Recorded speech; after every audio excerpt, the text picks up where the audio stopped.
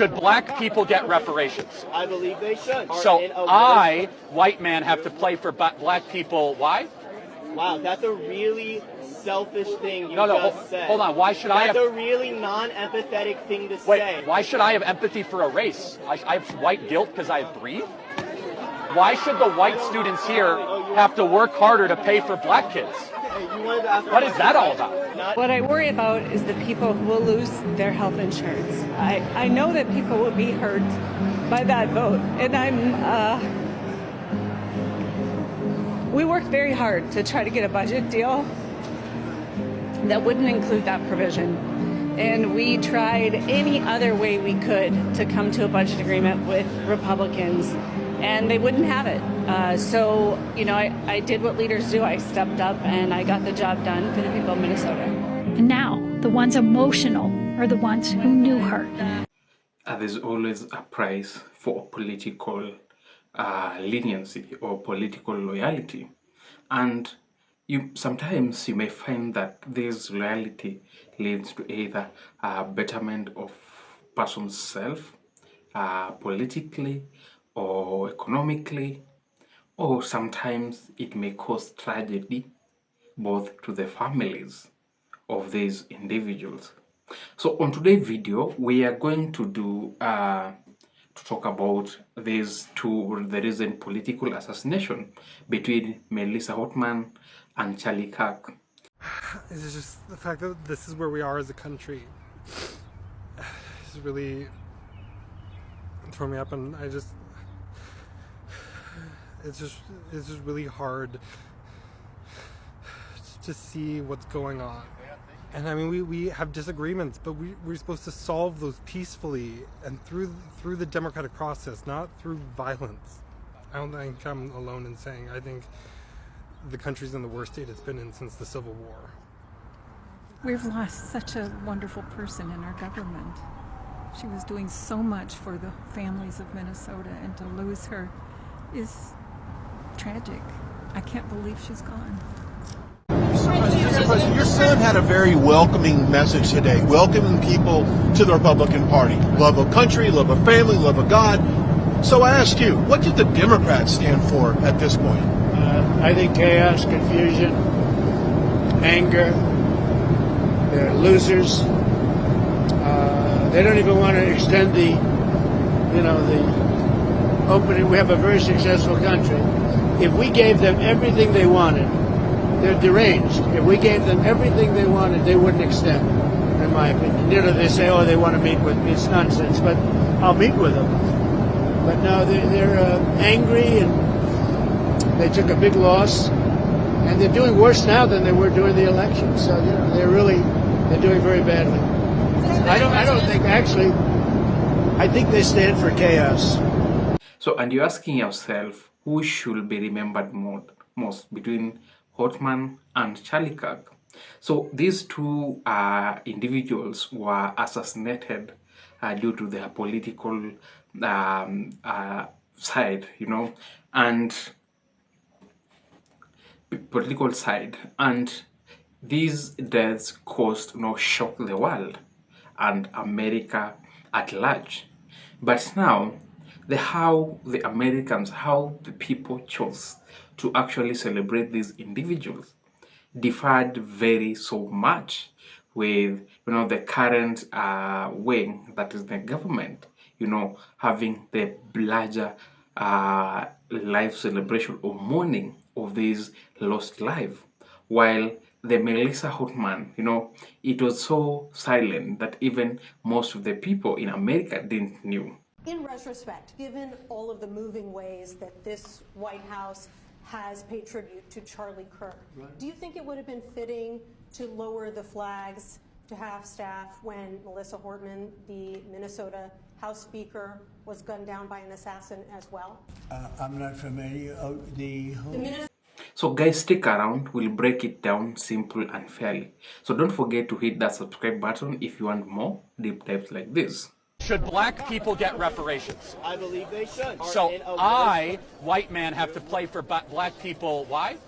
Wow, that's a really selfish thing you No, just said. hold on. Why should I have... That's a really non-empathetic thing to Wait, say. why should I have empathy for a race? I have white guilt because I breathe?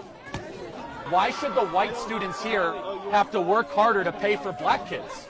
You wanted to ask What is that all about? Not every black person has lineage connected to slaves. That's and true. every white person doesn't have lineage connected to slaves. Yes, that's right. So since every black person doesn't have a lineage connected to slaves, why should we generalize and say reparations for black people? Because there are people that are in a worse place. So over 150 years, they didn't have any ability to make better decisions, to save money, and to invest. How about you take responsibility for your own actions instead of blaming the white man? And to him, we don't always agree with everything, but we look at what he does and goes, yeah, that man deserves respect. As he lived in the Valley and brought his organization Turning Point to Phoenix. He has been here and planted here, and we're glad to have him in our community. Many memorials and vigils popped up within hours, the first at Turning Point headquarters. We're sitting home watching the news today, and it was just heartbreaking. We have to do something. Kirk was also heavily involved with faith groups and churches in the area. There was a tragic event that happened today. Catholics for Catholics gathering to pray in Scottsdale. But at the end of the day,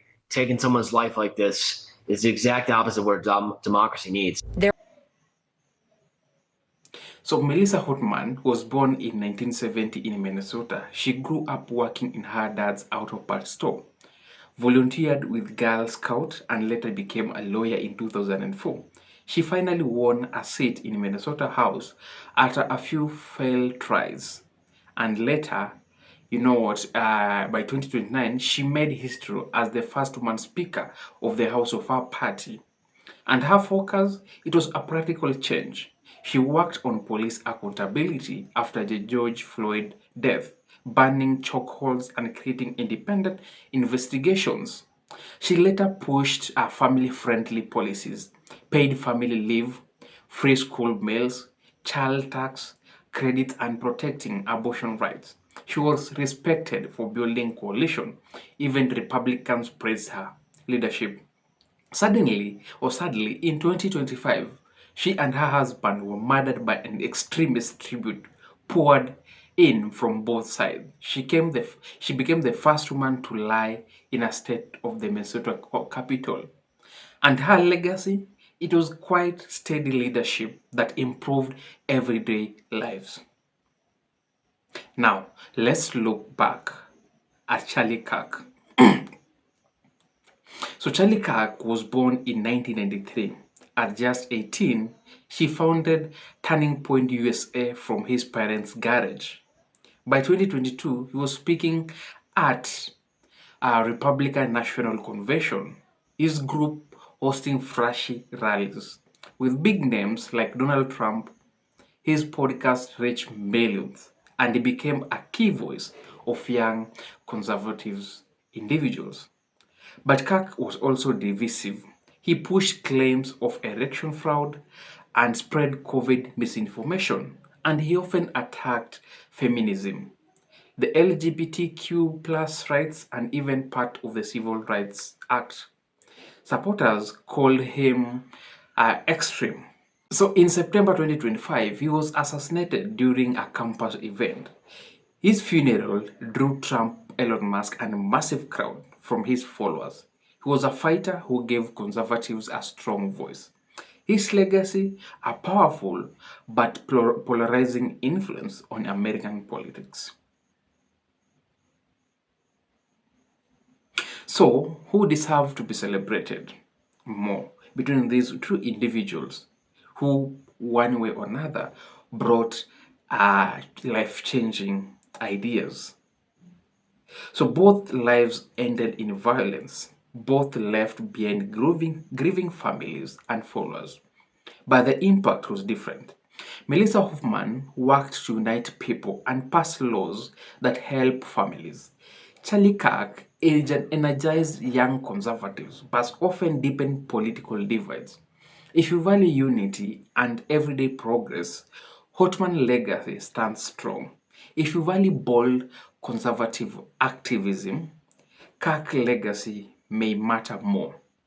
Either way, their story shows how dangerous our political climate has become and how much leaders shape their future.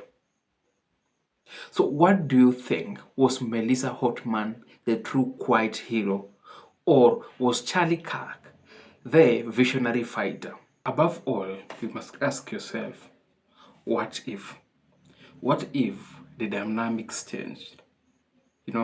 While these two deaths were reversed. So you may think, some people may tell that you are using this death to create content, but just what if? What if? So right now, here's the truth. Hortman's death brought unity. Kirk's death brought division. But what if the story was flipped? What if the reactions were reversed? So I'm going to break it into around 3 points. Number one, so imagine this. Instead of bipartisan grief for Hortman, her assassination was mocked online.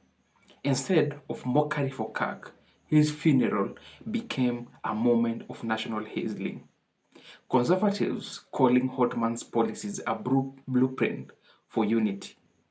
Progressive praising Kirk as a fallen warrior for free speech. Sounds strange, right? But that's flip tell us something about how fragile public memory really is. It's not just about the life we lived, it's about how the story is told after our death. And what is the political ripple effect in US about if these two deaths were flipped? Now let's push deeper. If mourning had flipped, the political landscape may look different right now. Hortman's tragedy could have been the spark of faster gun reform. Her death, framed as the cause of inaction, laws moving forward even in the red states.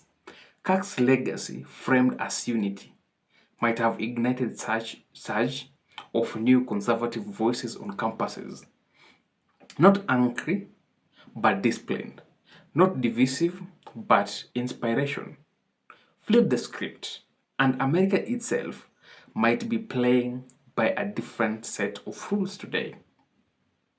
And the global reverberation about the issue, if it doesn't stop at Americans' border, history never does. Hortman policies, family leave, school meals, green energy could have been exported. Imagine leaders in Canada or Germany saying, let's follow the Minnesota model, a progressive blueprint spreading worldwide. Kirk mobilization could have been a global tool. Youth movements in Europe, Asia, or even in Africa, inspired to build their turning point network, a conservative revival crossing oceans. One story spread compassion, the other spread conviction. Either way, the world changes.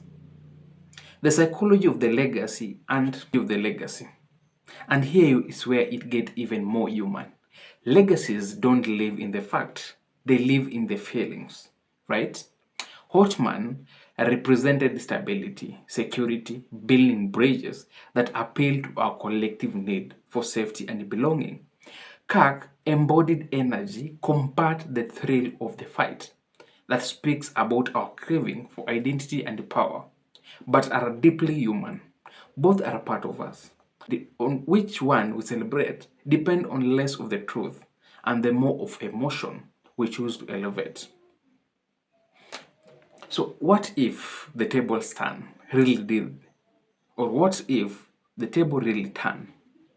The truth, we'll be living in a different America, maybe even a different world, because every time leaders fall, we don't just lose a person, we rewrite the script of the history. And the pen, it's in our hands. Thank you, guys.